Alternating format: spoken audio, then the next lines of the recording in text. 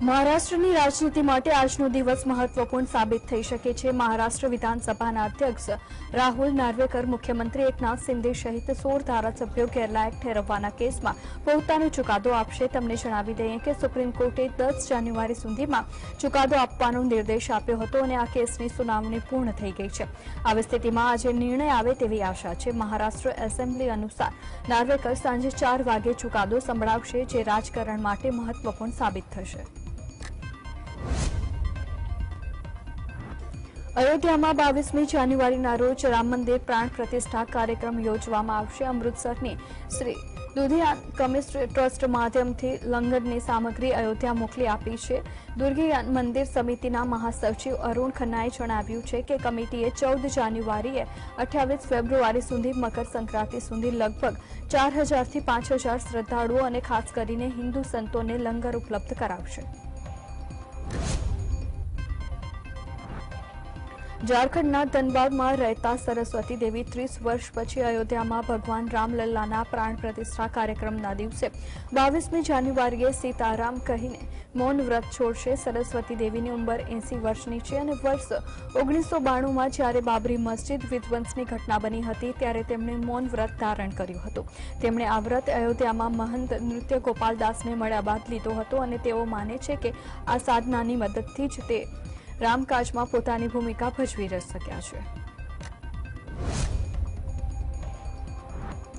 તમિલનાડુના માર્ગ અને પરિવહન વિભાગે દાવો કર્યો છે કે સીપીએમ-આઈએમના stand of Indian trade union એઆઈએડીએમકેના અન્ના થિગાસેમે પેરવાઈ અને ટ્રાન્સપોર્ટ કોર્પોરેશનના અન્ય ટ્રેડ યુનિયનની હડતાલનો કોઈ ખાસ અસર જોવા મળતી નથી। પગાર વધારો, ખાલી જગ્યાઓ પર ભરતી કરવી સહિત પડતર પ્રશ્નોને લઈને આ હડતાલ જારી કરવામાં આવી છે। ટ્રાન્સપોર્ટ યુનિયનની હડતાલના બીજા દિવસે સેન્ટર ઓફ ઇન્ડિયન ટ્રેડ યુનિયનના રાજ્ય પ્રમુખ એ સુંદરરાજે જણાવ્યું છે કે તેઓ તેમાં પક્ષના સમર્થનમાં રાજકારણ રમી રહ્યા છે। અમે જે અગાઉ કર્યું હતું એ જ આજે પણ કરી રહ્યા છે। દેશમાં છેલ્લા 24 કલાકમાં કોરોનાના વાયરસના નવા 475 કેસ નોંધાયા હતા અને 6 લોકોના મોત થયા હતા। કેન્દ્રીય સ્વાસ્થ્ય મંત્રાલય દ્વારા આ આંકડા જાહેર કરવામાં આવ્યા હતા। આ દરમિયાન કર્ણાટકના રાજ્યપાલ થાવરચંદ ગેહલોત પણ કોરોના સંક્રમિત થયા છે। તેઓએ તેમના રહેઠાણને ક્વોરન્ટાઇન થયા છે અને તેની સારવાર કરવામાં આવી રહી છે। તેમના તમામ કાર્યક્રમો અને એપોઇન્ટમેન્ટ વગેરે આગળની સૂચના સુધી રદ કરવામાં આવ્યા હતા। હાલ દેશમાં એક્ટિવ કેસની સંખ્યા 3919 છે। કેરેબિયન દેશ ઇક્વાડોરમાં એક વિચિત્ર ઘટના બની છે। કેટલાક સશસ્ત્રધારી લોકોએ ટેલિવિઝન સ્ટુડિયોમાં ઘૂસી ગયા હતા અને ત્યાં મીડિયા કર્મચારીઓને ધમકાવ્યા હતા। આ ઘટના બની ત્યારે ચેનલમાં લાઈવ પ્રસારણ ચાલી રહ્યું હતું। શહેર સ્ટેશન ચીસી ચેનલના લાઈવ પ્રસારણને હથિયારધારી લોકોએ બંધ કરાવી દીધો હતો અને હુમલાખોરોએ મોં ઉપર માસ્ક પહેર્યું હતું અને દરેકના હાથમાં બંદૂક હતી। આ ઘટના બાદ લાઈવ ફીડનો વિડીયો વાયરલ થયો હતો અને લાઈવ પ્રસારણ અટકાવતા પહેલા કર્મચારીઓને ફ્લોર ઉપર બેસી જવાની ફરજ પાડવામાં આવી હતી। હિન્દુસ્તાની શાસ્ત્રીય સંગીતને પોતાના પ્રખ્યાત અવાજથી અસંખ્ય શ્રોતાઓ સુધી પહોંચાડનાર ઉસ્તાદ રાશિદ ખાનનું મંગળવારે પ્રોસ્ટેટ કેન્સરના પગલે અવસાન થયું હતું। રાષ્ટ્રપતિ દ્રૌપદી મુર્મુ, વડાપ્રધાન નરેન્દ્ર મોદી, પશ્ચિમ બંગાળના મુખ્યમંત્રી મમતા બેનર્જી અને કોંગ્રેસ અધ્યક્ષ મલ્લિકાર્જુન ખડગેએ આ અંગે શોક વ્યક્ત કર્યો હતો। પીએમ મોદીએ શોક વ્યક્ત કરતા પોતાના સોશિયલ મીડિયા ઉપર લખ્યું છે કે ભારતીય શાસ્ત્રીય સંગીત મહાન વ્યક્તિત્વ ઉસ્તાદ રાશિદ ખાનના નિધનથી હું દુઃખી છું અને તેમની અનન્ય પ્રતિભા અને સંગીત પ્રત્યેના સમર્પણને આપણા સાંસ્કૃતિક વિશ્વને સમૃદ્ધ બનાવ્યું છે। પ્રેરિત પેઢીઓ તેમના નિધનથી એક શૂન્યાવકાશ સર્જાયો છે। અયોધ્યા રામ મંદિર પ્રાણ પ્રતિષ્ઠા કાર્યક્રમની સુરક્ષા વ્યવસ્થા અને પ્રદેશની કાયદો વ્યવસ્થાની સ્થિતિ વિશે વાત કરતા લખનૌ ઝોનના ઈડીજી પિયુષ મરોડિયાએ જણાવ્યું છે કે 20મી જાન્યુઆરીથી 22મી જાન્યુઆરી સુધીના સમયગાળા દરમિયાન આમંત્રિત લોકો સિવાયના વ્યક્તિઓ પ્રાણ પ્રતિષ્ઠા કાર્યક્રમમાં હાજરી આપી શકશે નહીં। જગ્યાના અભાવે સમિતિ સંખ્યામાં લોકો એક જ સમય દર્શન કરી શકશે। આ માટે આ પ્રકારનો નિર્ણય લેવામાં આવ્યો છે। પશ્ચિમ બંગાળના મુખ્યમંત્રી મમતા બેનર્જીએ રામ મંદિરને લઈને નિવેદન આપ્યું છે. તેમણે કહ્યું છે કે હું એવા ઉત્સવમાં વિશ્વાસ રાખું છું જે તમામને સાથે લઈને ચાલે અને તમામ લોકો વિશે વાત કરે. ધર્મ અને આસ્થા ખૂબ જ અંગત અને વ્યક્તિગત મુદ્દા છે. અમે સામૂહિકતામાં માનીએ છીએ. જ્યાં સુધી હું જીવીશ ત્યાં સુધી ધાર્મિક વિભાજન નહીં થવા દો. મમતાએ વધુમાં જણાવ્યું છે કે અન્ય સમુદાયના લોકોની અવગણના કરવી યોગ્ય નથી.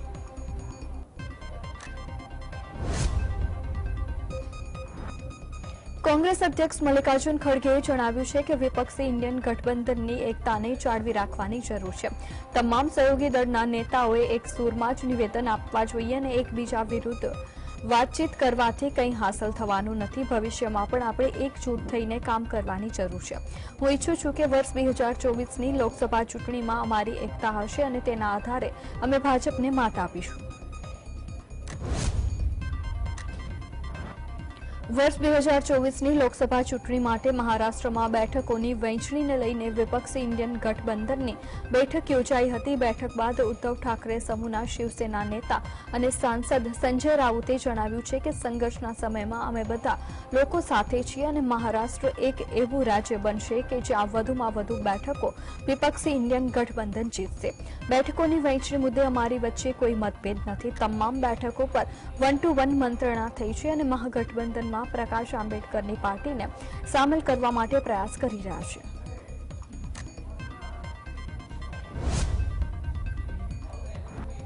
વર્ષ 2024ની લોકસભા ચૂંટણી નજીક આવી રહી છે ત્યારે વિપક્ષી ઇન્ડિયન ગઠબંધનમાં રાજ્ય સ્તર ઉપર બેઠકોની વહેંચણી મુદ્દે ચર્ચા ચાલી રહી છે. આ સ્થિતિ મુદ્દે ચર્ચા કરવા માટે કોંગ્રેસ હાઈકમાન્ડ અને શરદ પવાર વચ્ચે બેઠક પણ થઈ શકે છે. મહારાષ્ટ્ર કોંગ્રેસના અધ્યક્ષ નાના પટોલે જણાવ્યું છે કે મહાવિકાસ આઘાડીમાં ખૂબ જ સરળતાથી બેઠકોની વહેંચણી મુદ્દે નિર્ણય લેવાશે.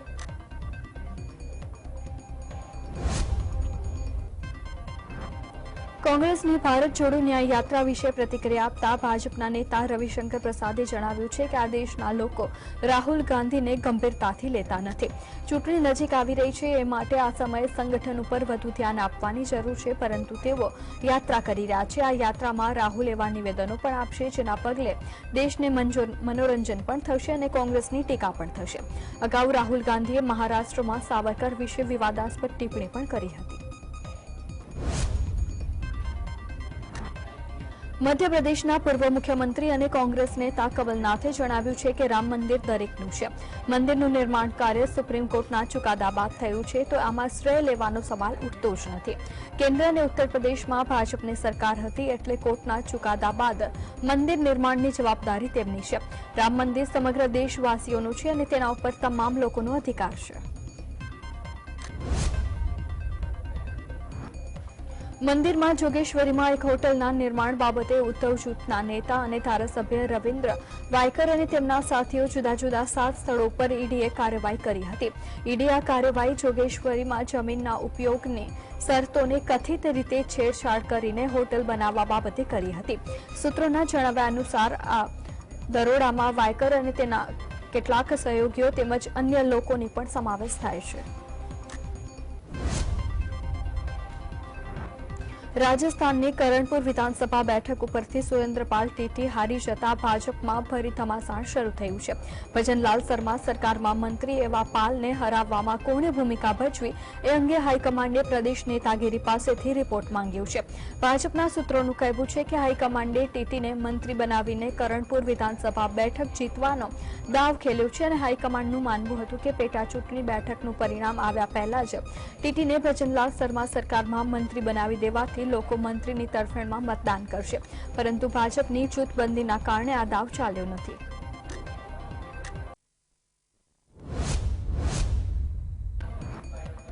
ભારતના લોકોની આસ્થા વિશ્વ સમૃદ્ધિ અને વિકાસના આધાર ઉપર છે. ભારત આજે 5મી મોટી ઇકોનોમી છે. 10 વર્ષ પહેલા 11મા સ્થાને હતા અને મારી ગેરંટી થઈ જશે. આવનારા સમયમાં ભારત 3જા નંબરની ઇકોનોમી બનશે. ભારતની પ્રાથમિકતા નક્કી છે કે જેમાં manufacturing, new age scheme, futuristic technology, એઆઈનો સમાવેશ થાય છે.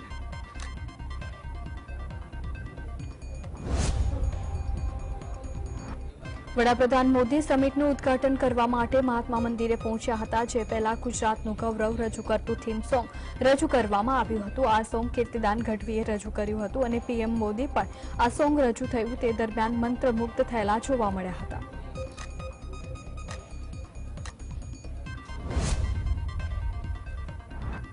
મુખ્યમંત્રી ભૂપેન્દ્ર પટેલે સમિટનું ઉદ્ઘાટન કરતા સંબોધન કર્યું હતું, જેમાં તેમણે વિદેશથી આવેલા તમામ ડેલિગેટ્સનું ગુજરાતની ધરતી ઉપર સ્વાગત કર્યું હતું. 2003માં મોદીએ કહ્યું હતું કે ગુજરાતી વિલા આજે સાબિત થઈ ગયું છે. ગુજરાતીઓને અનુસરીને અન્ય રાજ્યો પણ વાઇબ્રન્ટ સમિટનું આયોજન શરૂ કર્યું છે.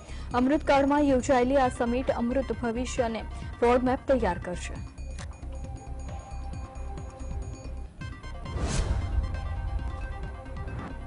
યુએઈના રાષ્ટ્રપતિ મોહમ્મદ બિન ઝાયદ અલ નહયાને જ્યારે સંબોધન આપવા ગયા ત્યારે સૌ લોકોએ તેમને સ્ટેન્ડિંગ ઓવેશન આપ્યું હતું. જે બાદ યુએઈના પ્રેસિડેન્ટે વાઇબ્રન્ટમાંથી એરપોર્ટ જવા માટે રવાના થયા હતા અને પ્રધાનમંત્રી મોદી તેમને મૂકવા ગેલેરી તરફ ગયા હતા.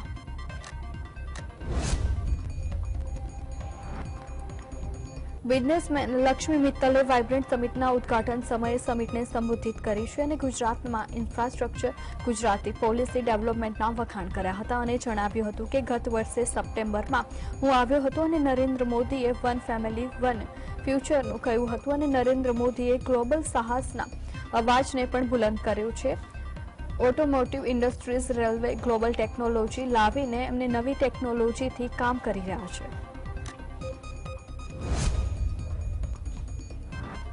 સમિટમાં રિલાયન્સ ઇન્ડસ્ટ્રીઝના ચેરમેન મુકેશ અંબાણીએ સંબોધન કરતા જણાવ્યું હતું કે કોઈ એવું સમિટ નથી કે જે આટલા સમય સુધી સતત ચાલુ રહ્યું હોય. કેટલાક લોકો પૈકી હું એવો છું કે જે દરેક સમિટમાં ભાગ લઈ શક્યો છું. હું ગુજરાતના શહેરોમાંથી છું અને મને ગુજરાતી હોવાનું અભિમાન છે. નવું ગુજરાત આ બદલાવ એક નેતાના કારણે આવ્યું છે.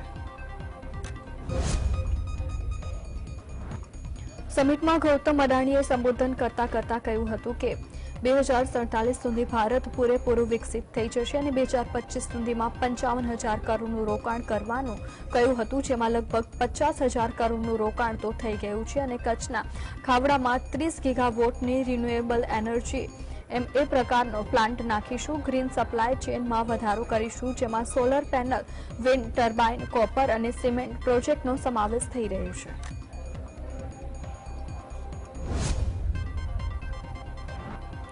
ટાટા સન્સ લિમિટેડના ચેરપર્સન એન ચંદ્રશેખરે સમિટમાં સંબોધન કર્યું હતું અને કહ્યું હતું કે ટાટા માટે ગુજરાત મહત્વનું સ્થળ છે. સાણંદમાં એડિશનલ કેપેસિટીમાં વધારો કરીશું અને 20 ગીગાવોટ્સની ફેક્ટરી સાણંદમાં શરૂ થશે. લિથિયમ બેટરીનું પ્રોડક્શન શરૂ કરવામાં આવશે અને આગામી મહિનાઓમાં કન્સ્ટ્રક્શનનું કામ પણ શરૂ કરવામાં આવશે. ગુજરાત એ ગેટવે ઓફ ફ્યુચર તરીકે સ્થાપિત થઈ ચૂક્યું છે.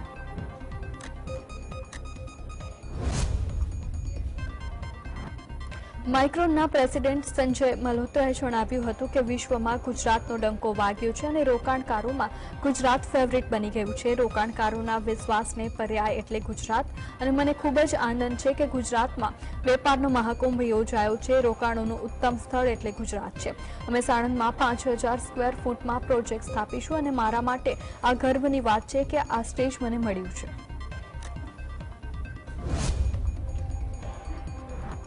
હવામાન વિભાગની આગાહી અનુસાર દાહોદના વાતાવરણમાં પલટો જોવા મળ્યો હતો, જ્યાં દાહોદ શહેર સહિત આસપાસના વિસ્તારોમાં વરસાદ ખાબક્યો હતો. મોડી રાત્રે વરસાદ આવતા ભર શિયાળે ચોમાસા જેવો માહોલ સર્જાયો હતો.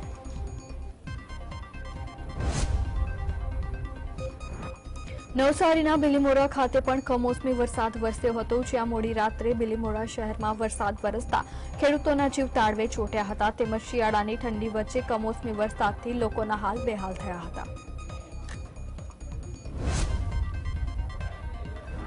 છોટાઉદેપુરના બોડેલીમાં કમોસમી વરસાદી ઝાપટા વરસ્યા છે, જેના પગલે કપાસ, મકાઈ, તુવેરના પાકને નુકસાન થવાની શક્યતા છે. કમોસમી વરસાદના પગલે ચીનમાં રહેલા પાકને પણ નુકસાન થવાની શક્યતા છે.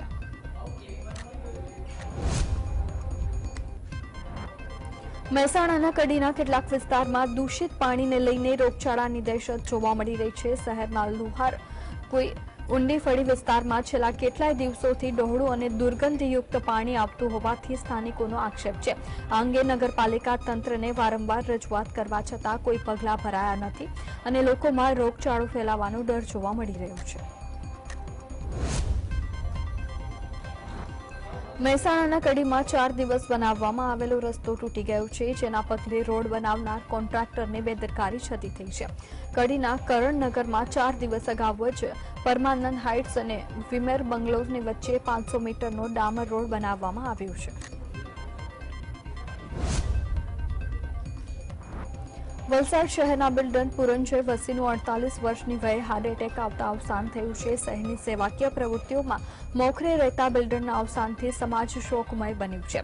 હાર્ટ એટેક આવતા તેમને ખાનગી હોસ્પિટલમાં સારવાર અર્થે દાખલ કરવામાં આવ્યા હતા.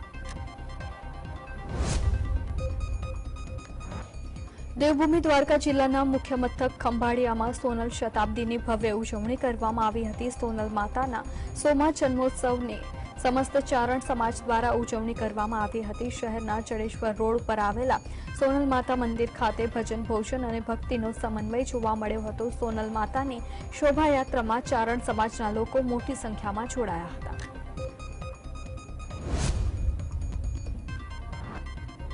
ખેડા જિલ્લાનું નડિયાદ છેલ્લા કેટલાય વર્ષોથી પતંગ ઉદ્યોગોનું હબ બન્યું છે. છેલ્લા 70 વર્ષથી આ નડિયાદ ખાતે 700 કારખાનાઓમાં પતંગના ઉદ્યોગ થઈ રહ્યો છે. આ ઉદ્યોગના ઘણા પરિવારોને રોજીરોટી આપી રહ્યો છે. મકર સંક્રાંતિના 10 મહિના પહેલા સુધી કારીગરો તેમજ કારખાનાવાળા પતંગો બનાવવાનો પ્રારંભ કરી દેતા હોય છે. ત્યારબાદ ગુજરાતની અલગ અલગ શહેરો, ગામડાઓ તથા તાલુકાઓમાં પતંગ હોલસેલમાં વેચાય છે.